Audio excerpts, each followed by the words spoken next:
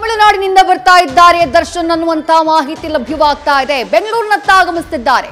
Bail cancel ಬೆನ್ನಲ್ಲೇ ಬೆಂಗಳೂರಿನ ಕಡೆ ಮುಖ ಮಾಡಿದ್ದಾರೆ ದರ್ಶನ್. ಸ್ನೇಹಿತರ ಜೊತೆಗೆ ತಮಿಳುನಾಡಿಗೆ ಹೋಗಿದ್ರು. ಎಲ್ಲಿದ್ದಾರೆ ದರ್ಶನ್ ಅನ್ನುವಂತ ಪ್ರಶ್ನೆ ಕಾಡಿತ್ತು. ಅದಕ್ಕೆ ಉತ್ತರ ಸಿಗ್ತಾ ಇದೆ. ತಮಿಳುನಾಡಿಗೆ ಹೋಗಿದ್ರು, ಸ್ನೇಹಿತರ ಜೊತೆಗೆ ಹೋಗಿದ್ರು. ಈಗ ಬೇಲ್ ಕ್ಯಾನ್ಸಲ್ ಆಗಿರುವಂತಹ ಸುದ್ದಿ ಸಿಗ್ತಾ ಇದ್ದ ಹಾಗೆ ಅಲ್ಲಿಂದ ವಾಪಸ್ ಆಗ್ತಿದ್ದಾರೆ. 3 ಗಂಟೆಯ ವೇಳೆಗೆ ದರ್ಶನ್ ಬೆಂಗಳೂರಿಗೆ ಬರುವಂತಹ ಸಾಧ್ಯತೆ ಇದೆ. ಪೊಲೀಸರು ಅವರನ್ನ ಮತ್ತೆ ಅರೆಸ್ಟ್ ಮಾಡೋದಕ್ಕೆ, ಮತ್ತೆ ತಮ್ಮ ವಶಕ್ಕೆ ಪಡೆಯೋದಕ್ಕೆ ಸಿದ್ಧತೆಯನ್ನ ಮಾಡಿಕೊಂಡಿದ್ದಾರೆ. ಎಲ್ಲಿದ್ದಾರೆ ಅನ್ನುವಂತಹ ಹುಡುಕಾಟ ಆದೇಶ ಬಂದ ನಂತರದಲ್ಲಿ ಆರಂಭ ಆಗಿತ್ತು. ಆರ್ ನಗರದ ಮನೆಯಲ್ಲಿದ್ದಾರಾ, ಅಥವಾ ಪತ್ನಿ ವಿಜಯಲಕ್ಷ್ಮಿ ಅವ್ರ ಮನೆಯಲ್ಲಿದ್ದಾರಾ, ಅಥವಾ ಮೈಸೂರಿನಲ್ಲಿದ್ದಾರಾ, ಈ ಹುಡುಕಾಟ ಶುರುವಾಗಿತ್ತು. ಬಟ್ ಈಗ ಮಾಹಿತಿ ಲಭ್ಯವಾಗ್ತಾ ಇದೆ, ನಟ ದರ್ಶನ್ ಸ್ನೇಹಿತರ ಜೊತೆಗೆ ತಮಿಳುನಾಡಿಗೆ ಹೋಗಿದ್ರು. ಹಾಗಾಗಿ ತಮಿಳುನಾಡಿನಿಂದ ಬೇಲ್ ರದ್ದಿನ ಮ್ಯಾಟರ್ ಗೊತ್ತಾಗ್ತಾ ಇದ್ದ ಹಾಗೆ ಅಲ್ಲಿಂದ ಅವರು ವಾಪಸ್ ಆಗ್ತಿದ್ದಾರೆ ಅನ್ನುವಂತ ಮಾಹಿತಿ. ಸುಪ್ರೀಂ ಕೋರ್ಟ್ ಕೊಟ್ಟಂತಹ ಆದೇಶ ಒಂದು ಲ್ಯಾಂಡ್ ಮಾರ್ಕ್ ಆದೇಶವನ್ನ ಕೊಟ್ಟಿದೆ. ಬೇಲ್ ರದ್ದು ಮಾಡೋದ್ರ ಜೊತೆಗೆ ಬಹಳ ಸ್ಪಷ್ಟವಾಗಿ ಒಂದು ಸಾಲನ್ನ ಸುಪ್ರೀಂ ಕೋರ್ಟ್ ತನ್ನ ಆದೇಶದಲ್ಲಿ ಉಲ್ಲೇಖ ಮಾಡುತ್ತೆ. ಅದೇನು ಅಂದ್ರೆ, ಯಾವುದೇ ಒಬ್ಬ ಆರೋಪಿ ಆತನ ಹುದ್ದೆ ಹಾಗೆ ಆತನ ಜನಪ್ರಿಯತೆಯ ಕಾರಣಕ್ಕಾಗಿ ಆತನಿಗೆ ಜಾಮೀನು ನೀಡುವಂತಹ ಕೆಲಸ ಆಗಬಾರದು, ಅಥವಾ ಆತನಿಗೆ ಪ್ರಿವಿಲೇಜ್ ಕೊಡುವಂತಹ ಕೆಲಸ ಆಗಬಾರದು ಅನ್ನೋದನ್ನ ಬಹಳ ಕ್ಲಿಯರ್ ಕಟ್ ಆಗಿ ಸುಪ್ರೀಂ ಕೋರ್ಟ್ ತನ್ನ ಆದೇಶದಲ್ಲಿ ಮೆನ್ಷನ್ ಮಾಡಿದೆ. ರಕ್ಷತ್ ವಿವರಿಸ್ತಾ ಇದ್ರು ಯಾವುದನ್ನ ಹೈಕೋರ್ಟ್ ಕನ್ಸಿಡರ್ ಮಾಡಿತ್ತು ಅಂತ ಹೇಳಿ.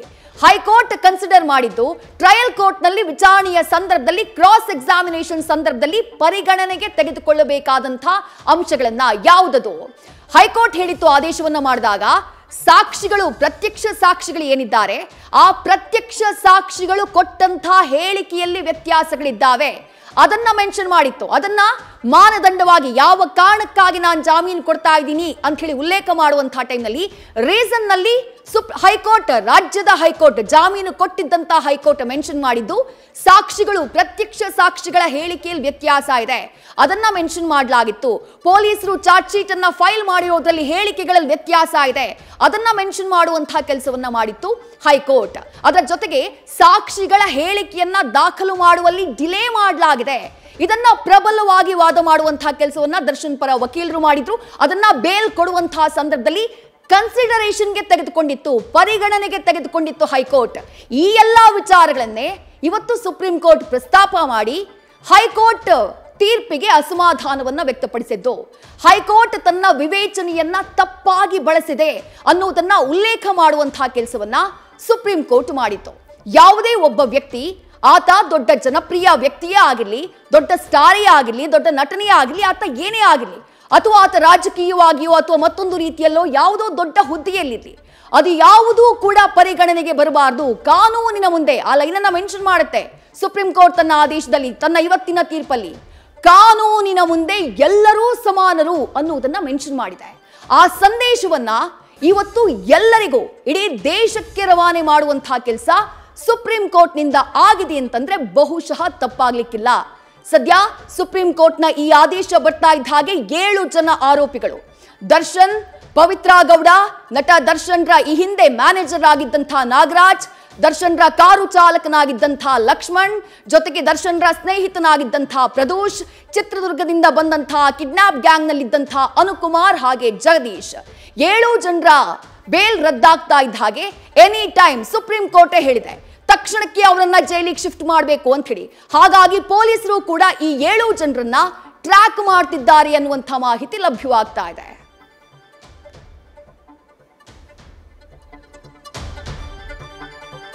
ಈಗಾಗಲೇ ವಿದ್ಯಶ್ರೀ ವಿವರಿಸ್ತಾ ಇದ್ರು, ಸುಪ್ರೀಂ ಕೋರ್ಟ್ ಕೊಟ್ಟಿರುವಂತಹ ಆದೇಶ ಬಹಳ ಸ್ಪಷ್ಟವಾಗಿದೆ, ಕ್ಲಿಯರ್ ಕಟ್ ಇದೆ. ಸುಪ್ರೀಂ ಕೋರ್ಟ್ ಈ ಆದೇಶದಲ್ಲಿ ಮತ್ತೊಂದು ವಿಚಾರವನ್ನ ಕೂಡ ಹೇಳಿದೆ. ನಾವು ಬೇಲನ್ನ ರದ್ದು ಮಾಡಿರುವಂತ ಆದೇಶ ಏನಿದೆ, ಇದು ಟ್ರಯಲ್ನ ಮೇಲೆ ಪರಿಣಾಮ ಬೀರಬಾರದು ಅನ್ನೋದನ್ನ ಕೂಡ ಸ್ಪಷ್ಟವಾಗಿ ಹೇಳಿದೆ. ಅಂದ್ರೆ ನಾವು ಈಗ ಬೇಲ್ ರದ್ದು ಮಾಡೋದಕ್ಕೆ ಕೊಟ್ಟ ಕಾರಣಗಳು ನಾಳೆಯ ದಿನ ಟ್ರಯಲ್ ಶುರುವಾದಾಗ ಅದರ ಮೇಲೆ ಈ ಆದೇಶ ಪರಿಣಾಮ ಬೀರಬಾರದು ಅನ್ನೋದನ್ನು ಸ್ಪಷ್ಟವಾಗಿ ಹೇಳಿದೆ. ಮೊನ್ನೆ ಮೌಖಿಕ ಅಭಿಪ್ರಾಯ ಸುಪ್ರೀಂ ಕೋರ್ಟ್ ಏನು ಕೊಡ್ತು, ದ್ವಿಸದಸ್ಯ ನ್ಯಾಯಮೂರ್ತಿಗಳು ಅಥವಾ ನ್ಯಾಯಪೀಠ ಏನೊಂದು ಆದೇಶ ಕೊಡ್ತು ಅಥವಾ ಮೌಖಿಕ ಅಭಿಪ್ರಾಯವನ್ನ ಕೊಡ್ತು, ಒಂದು ಅಂದಾಜು ಸಿಕ್ಕಿತ್ತು. ಮತ್ತೆ ಮುದ್ದೆ ಮುರಿಯೋದು ಗ್ಯಾರಂಟಿ ದರ್ಶನ್ನು ಜೈಲಲ್ಲಿ ಅನ್ನುವಂಥ ಅಂದಾಜು ಸಿಕ್ಕಿತ್ತು. ಅದರಂತೆ ಆಗಿದೆ. ಇಲ್ಲಿ ಒಂದು ವಿಚಾರವನ್ನು ಸುಪ್ರೀಂ ಕೋರ್ಟ್ ಸ್ಪಷ್ಟವಾಗಿ ಹೇಳಿದೆ. ಹೈಕೋರ್ಟ್ ಬೇಲ್ ಕೊಡೋ ಸಂದರ್ಭದಲ್ಲಿ IPC ಸೆಕ್ಷನ್ 302 ಮತ್ತು IPC ಸೆಕ್ಷನ್ 34 ಇದರ ಆಧಾರದಲ್ಲಿ ಇವರ ಮೇಲೆ ಕೇಸ್ ಆಗಿರೋದು. ಬೇಲ್ ಕೊಡಬೇಕು ಅಂತಂದ್ರೆ ಅದಕ್ಕೆ ಕಾರಣಗಳನ್ನು ಕೊಡಬೇಕಿತ್ತು, ಆ ಕಾರಣವನ್ನು ಕೊಟ್ಟಿಲ್ಲ. IPC ಸೆಕ್ಷನ್ 302 ಅಂತಂದ್ರೆ ಮರ್ಡರ್, IPC ಸೆಕ್ಷನ್ 34 ಅಂತಂದ್ರೆ ಸಮಾನ ಉದ್ದೇಶದಿಂದ ಗುಂಪು ಕಟ್ಟಿಕೊಂಡು ಒಂದು ಕೃತ್ಯವನ್ನು ಎಸಗೋದು. ಅಂದ್ರೆ 34 ಸೆಕ್ಷನ್ ಹಾಕಿದ ನಂತರ, IPC 34 ಸೆಕ್ಷನ್ ಹಾಕಿದ ನಂತರ ಆ ಕೃತ್ಯ ಇದೆಯಲ್ಲ, ಇಲ್ಲಿ ರೇಣುಕಾ ಸ್ವಾಮಿಯ ಹತ್ಯೆ, ಆ ಹತ್ಯೆಗೆ ಎಲ್ಲರೂ ಸಮಾನ ಜವಾಬ್ದಾರರು ಅಂತ. ನಾಳೆ ದಿನ ದರ್ಶನ್ ನಾನೆಲ್ಲ ಕೊಂದಿದ್ದು ಅನುಕುಮಾರ್ ಅಂತ ಹೇಳಿದ್ರು ಜವಾಬ್ದಾರಿ ಎಲ್ಲರೂ ಆಗ್ತಾರೆ ಇದಕ್ಕೆ. IPC ಸೆಕ್ಷನ್ 34 ಇದೆ ಇದರಲ್ಲಿ. ಸೊ ಆ ಕಾರಣಕ್ಕಾಗಿ ನೀವು ಇದನ್ನು ಕನ್ಸಿಡರೇ ಮಾಡಿಲ್ಲ. ಟೆಕ್ನಿಕಲ್ ವಿಚಾರವನ್ನು ಮುಂದಿಟ್ಟುಕೊಂಡು ಬೇಲ್ ಕೊಟ್ಟಿದ್ದೀರಿ, ಇದು ಸರಿಯಲ್ಲ, ವಿವೇಚನೆಯನ್ನು ಸರಿಯಾಗಿ ಬಳಸಿಲ್ಲ ಅಂತ ಹೇಳಿದೆ. ಆ ಕಾರಣಕ್ಕಾಗಿ ಇದು ಲ್ಯಾಂಡ್ ಮಾರ್ಕ್ ಜಡ್ಜ್ಮೆಂಟು. ಯಾಕಂತಂದ್ರೆ ದರ್ಶನ್ಗೆ ಬೇಲ್ ಸಿಕ್ತು ಅನ್ನೋ ಕಾರಣಕ್ಕಾಗಿ ಇನ್ನೊಂದಿಷ್ಟು ಅರ್ಜಿಗಳು ಬೇರೆ ಬೇರೆ ಕೇಸಲ್ಲಿ ಕೋರ್ಟ್ ಮೆಟ್ಟಿಲು ಹತ್ತಿತ್ತು. ನಿಮಗೆ ನೆನಪಿದೆ ಅಂತ ನಾನು ಭಾವಿಸ್ತೀನಿ. ನೇಹಾ ಹಿರೇಮಠ್ ಕೇಸಲ್ಲಿ ಆ ಆರೋಪಿ ದರ್ಶನ್ಗೆ ಬೇಲ್ ಸಿಕ್ತು, ನನಗೂ ಸಿಗತ್ತೆ ಅಂತ ಬೇಲ್ ಅರ್ಜಿಯನ್ನು ಹಾಕೊಂಡಿದ್ದ.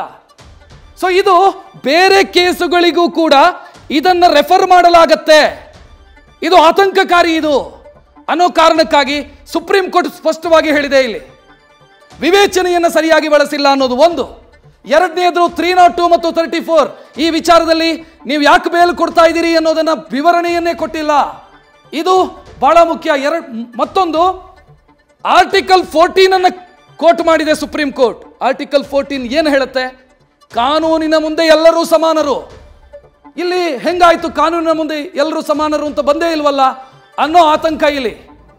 ಆರ್ಟಿಕಲ್ 14 ಎಲ್ರಿಗೂ ಒಂದೇ, ಕಾನೂನಿನ ಮುಂದೆ ಎಲ್ಲರೂ ಸಮಾನರು. ದರ್ಶನ್ ಇರಬಹುದು, ಇನ್ಯಾರೋ ಇಲಿಯಾಸ್ ಇರಬಹುದು, ಎಲ್ರಿಗೂ ಒಂದೇ. ಸೊ ದರ್ಶನ್ ಒಂದು ಮಾತಿದೆ, ಪ್ರಜಾಪ್ರಭುತ್ವದಲ್ಲಿ ಎಲ್ಲರೂ ಸಮಾನರು, ಕೆಲವರು ಹೆಚ್ಚು ಸಮಾನರು ಅಂತ. ಹಂಗಾಗಲ್ಲ, ಕಾನೂನಿನ ಮುಂದೆ ಎಲ್ಲರೂ ಸಮಾನರೇ. ಅದು ದರ್ಶನ್ ಇರಲಿ, ಇನ್ನೊಬ್ರು ಇರಲಿ, ಎಲ್ಲರೂ ಸಮಾನರೇ. ಇದನ್ನು ಸುಪ್ರೀಂ ಕೋರ್ಟ್ ಸ್ಪಷ್ಟವಾಗಿ ಹೇಳಿದೆ. ಇದರ ಜೊತೆಗೆ ಹೈಕೋರ್ಟ್ ವಾದ ಏನು ಮಂಡನೆಯಾಯಿತು ಹೈಕೋರ್ಟಲ್ಲಿ, ಅದು ಸಿ ವಿ ನಾಗೇಶ್ ಅವರು, ದರ್ಶನ್ ಪರ ವಕೀಲರು ಸಿ ವಿ ನಾಗೇಶ್ ವಾದ ಮಂಡಿಸಿದರು. ಆಗ್ಲೇ ಒಂದು ಅನುಮಾನ ವ್ಯಕ್ತವಾಗಿತ್ತು. ಅಂದ್ರೆ ಇದು ಟ್ರಯಲ್ ಹಂತದಲ್ಲಿ ಚರ್ಚೆಯಾಗಬೇಕಾದಂಥ ವಿಚಾರ ಇದು. ಅಂದ್ರೆ ನನ್ನ ಮೇಲೆ ಒಂದು ಕೇಸ್ ಬಂದಿದೆ, ಆ ಕೇಸಿಗೆ ನಾನು ಬೇಲ್ ಅಪ್ಲಿಕೇಶನ್ ಹಾಕೊಂಡಿದ್ದೀನಿ, ನನಗೆ ಬೇಲ್ ಕೊಡಿ ಅಂತ ನಾನು ಅಪ್ಲಿಕೇಶನ್ ಹಾಕಿದಾಗ ಟ್ರಯಲ್ ಹಂತದಲ್ಲಿ ಚರ್ಚೆ ಆಗೋದು ಯಾಕೆ ಚರ್ಚೆ ಆಗ್ತಾ ಇದೆ ಇಲ್ಲಿ ಕೋರ್ಟಲ್ಲಿ ಅನ್ನೋದು ಟೆಕ್ನಿಕಲ್ ವಿಚಾರ ಪ್ರಸ್ತಾಪ ಆಗಿತ್ತು. ಅದನ್ನ ಪ್ರಾಸಿಕ್ಯೂಷನ್ ಪರ ವಕೀಲರು ಕೂಡ ಪ್ರಸ್ತಾಪ ಮಾಡಿದರು. ಟ್ರಯಲ್ ಹಂತದಲ್ಲಿ ಆಗಬೇಕಾಗಿರೋದನ್ನ ಆರೋಪಿಗಳ ಪರವಾದಂಥ ವಕೀಲರು ಇಲ್ಲಿ ಪ್ರಸ್ತಾಪ ಮಾಡ್ತಿದ್ದಾರೆ, ಇದು ಬೇಲಿಗೆ ಸಂಬಂಧಿಸಿದಂಥ ಅರ್ಜಿ ಅಂತ. ಬಟ್ ಅದು ಕನ್ಸಿಡರ್ ಆಗಿರಲಿಲ್ಲ ಹೈಕೋರ್ಟಲ್ಲಿ. ಬಟ್ ಸುಪ್ರೀಂ ಕೋರ್ಟ್ ಅದನ್ನ ಪಾಯಿಂಟ್ ಔಟ್ ಮಾಡಿದೆ. ನೀವು ಟ್ರಯಲ್ ಹಂತದಲ್ಲಿ ಕ್ರಾಸ್ ಎಕ್ಸಾಮಿನೇಷನ್ ಅಂದ್ರೆ ಪಾರ್ಟಿ ಸವಾಲಿನ ಹಂತದಲ್ಲಿ ಚರ್ಚೆ ಆಗಬೇಕಾಗಿರೋದು, ವಾದ ಆಗಬೇಕಾಗಿರೋದು, ಅದನ್ನ ಯಾಕೆ ನೀವು ಇಲ್ಲಿ ಕನ್ಸಿಡರ್ ಮಾಡಿದ್ದೀರಿ ಅಂತ. ನ್ಯೂಸ್ ಫಸ್ಟ್ ನಿರ್ಭೀತಿಯಿಂದ ನಿಮ್ಮ ಪರವಾಗಿ.